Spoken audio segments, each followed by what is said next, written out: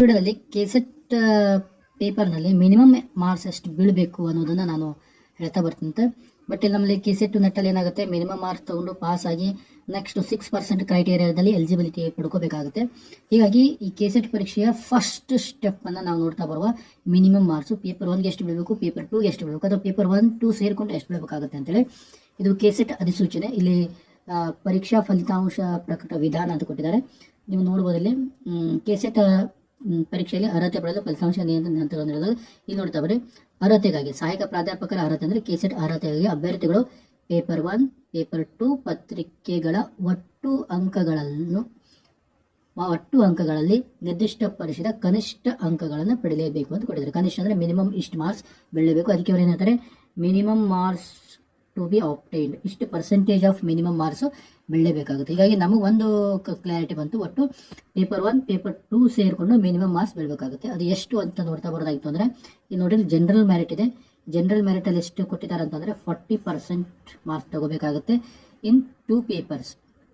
Okay, 2 paper ಸೇರಿಕೊಂಡು 40% ಮಾಡಲೇಬೇಕು. ಹಾಗಾದರೆ 2 ಪೇಪರ್ ಸೇರಿಕೊಂಡು 40% ಅಂದರೆ ನಮಗೆ ಗೊತ್ತಿರುವ ಹಾಗೆ ಟೋಟಲಿ 300 ಮಾರ್ಕ್ಸಿನ ಪೇಪರ್ ಬರೆದಿದ್ರೆ 100 ಫಸ್ಟ್ ಪೇಪರು, 100 ಮಾರ್ಕ್ಸಿನ ಫಸ್ಟ್ ಪೇಪರು, 200 ಮಾರ್ಕ್ಸಿನ ಸೆಕೆಂಡ್ ಪೇಪರ್. ಅಂದರೆ 40% ಅಂದರೆ 412, ಅಂದರೆ 120 ಮಾರ್ಕ್ಸನ್ನು ಜನರಲ್ ಮೆರಿಟ್ ಅವರು ತಗೊಳ್ಳೇಬೇಕು.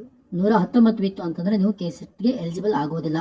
ಕೆಸೆಟ್ ಮಿನಿಮಮ್ ಮಾರ್ಕ್ಸಿಗೆ ಎಲಿಜಿಬಲ್ ಆಗೋದಿಲ್ಲ. ಹೀಗಾಗಿ 120 ಮಾರ್ಕ್ಸ್ ಕಂಪಲ್ಸರಿ ಬೀಳಬೇಕು. ಇದು ಎಲ್ಲಿ 120 ಮಾರ್ಕ್ಸ್ ಬೀಳಬೇಕು ಅಂತ ಬಂತು ಅಂತಂದರೆ 2 ಪೇಪರ್ ಸೇರಿಕೊಂಡು ಪೇಪರ್ 1 ಪೇಪರ್ ಪ್ಲಸ್ ಪೇಪರ್ 2 ಇದರಲ್ಲಿ ಎಷ್ಟೇ ತಗೊಳ್ಳಿ. ಪೇಪರ್ 1ರಲ್ಲಿ ನೀವು ಬೇಕಾದರೆ 1 ಮಾರ್ಕ್ಸ್ ತಗೊಳ್ಳಿ. ಪೇಪರ್ 2ದಲ್ಲಿ 119 ಮಾರ್ಕ್ಸ್ ತಗೋಬೇಕು. ಪೇಪರ್ 1ರಲ್ಲಿ ನೀವು 10 ಮಾರ್ಕ್ಸ್ ತಗೋಬಹುದು. ಪೇಪರ್ 2ದಲ್ಲಿ ಉಳಿದಂಥ ಮಾರ್ಕ್ಸ್ ತಗೋಬೇಕು. ಅಂದರೆ ಈಗ ಈ ರೀತಿಯಾಗಿ ಒಟ್ಟು 2 ಪೇಪರ್ ಸೇರಿಕೊಂಡು ಏನು ಮಾಡಬೇಕು, 120 ಮಾರ್ಕ್ಸನ್ನು ನೀವು ತಗೊಳ್ಳೇಬೇಕು, ಕಂಪಲ್ಸರಿಯಾಗಿ ತಗೊಳ್ಳೇಬೇಕು. ಇಷ್ಟು ತಗೊಂಡ್ರೆ ಮಾತ್ರ ನೀವು ಮೊದಲನೇ ಸ್ಟೆಪ್ನಲ್ಲಿ ಪಾಸ್ ಆಗ್ತೀರಿ. ಮುಂದಿನ ಸ್ಟೆಪ್ಗೆ 6% ಕ್ರೈಟೇರಿಯಾ ಹೋಗಲಿಕ್ಕೆ ಇದು ಫಸ್ಟ್ ಸ್ಟೆಪ್. ಇನ್ನು SC ST category 1, 2A 2B 3A 3B PWD transgender ಇವರೆಲ್ಲ ಎಷ್ಟಿದೆ ಅಂತಂದರೆ 35% ಇದೆ. ಇದೆಯಲ್ಲೇ ಇನ್ ಆಲ್ 2 ಪೇಪರ್ಸ್ ಅಂದರೆ ಪೇಪರ್ 1, ಪೇಪರ್ 2 ಸೇರಿಕೊಂಡು 35% ಮಾಡಲೇಬೇಕು. 35% ಅಂತಂದರೆ ಎಷ್ಟಾಗುತ್ತೆ ಅಂತಂದರೆ 3 90 105. ಓಕೆ, ಇವ್ರೇನು ಮಾಡಬೇಕಾಗುತ್ತೆ, 105 ಅಂಕಗಳನ್ನು ಪಡಿಲೇಬೇಕು. SC ST ದವರು 105. ಇದು ಎಲ್ಲಿ 105 ಅಂದರೆ ಪೇಪರ್ 1 ಪ್ಲಸ್ ಪೇಪರ್ 2 ಸೇರಿಕೊಂಡು. ಓಕೆ, ನೀವು ಪೇಪರ್ 1ರಲ್ಲಿ ಎಷ್ಟೇ ಪಡ್ರಿ, ಪೇಪರ್ 2ದಲ್ಲಿ ಎಷ್ಟೇ ಪಡ್ರಿ, 2 ಸೇರಿ 105 ಮಾರ್ಕ್ಸ್ ಆಗಬೇಕು.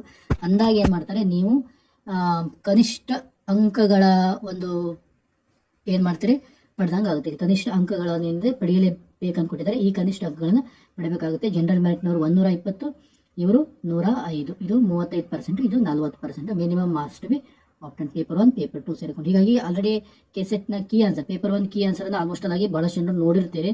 ಅದರಲ್ಲಿ ಮಿನಿಮಮ್ ಅಂದರೂ ಈ ಒಂದು ಪೇಪರ್ ನೋಡಿದ್ರೆ ಎಲ್ಲರೂ 25-30 ಅಂಕಗಳನ್ನು ಪಡೆದಿದ್ದೇ ಇದೆ. ಈಗ 25 ಅಂಕ ಅಂದರೆ ಅಲ್ಲೇನಾಯಿತು, 50 ಅಂಕ ಪಡೆದಂತೆ. ಇನ್ನು ಏನಿದೆ ಉಳಿದಂತೆ 70 ಅಂಕಗಳು, ಜನರಲ್ ಮೆರಿಟ್ನವರು 70 ಅಂಕಗಳನ್ನು ನೀವು ಪೇಪರ್ 2ದಲ್ಲಿ ತಗೋಬೇಕು. ಉಳಿದಂತೆ ಇವ್ರು ಯಾರಿದೆ ಕ್ಯಾಟಗಿರಿ SC ST ಕ್ಯಾಟಗಿರಿ 1 ಅವರು ಒಂದು 55 ಅಂಕಗಳನ್ನು ನೀವು ಪೇಪರ್ 2ದಲ್ಲಿ ಪಡ್ಕೊಂಡ್ರೆ ನೀವು ಪಾಸ್ ಆದಂತೆ. ಬಟ್ ಇದು ಅವಾರ್ಡ್ ಮಾಡಲಿಕ್ಕೆ ಅವಕಾಶವಿಲ್ಲ. ಜಸ್ಟ್ ಕನಿಷ್ಠ ಅಂಕಗಳನ್ನು ಇಷ್ಟು ನೀವು ಪಡಿಲೇಬೇಕು. ಇಷ್ಟು ಕನಿಷ್ಠ ಅಂಕಗಳನ್ನು ನೀವೇನು ಮಾಡಬೇಕಾಗುತ್ತೆ, ಪಡಿಲೇಬೇಕಾಗುತ್ತೆ. ಈ ಕನಿಷ್ಠ ಅಂಕಗಳನ್ನು ಪಡೆದ ನಂತರ ಅವರೇನು ಮಾಡ್ತಾರೆ, ಒಟ್ಟಾರೆಯಾಗಿ ಪಾಸ್ ಆದಂಥ ಅಭ್ಯರ್ಥಿಗಳಲ್ಲಿ 6% ಕ್ರೈಟೇರಿಯಾದ ಕುರಿತು ಕ್ಯಾಲ್ಕುಲೇಷನ್ ಮಾಡ್ತಾರೆ.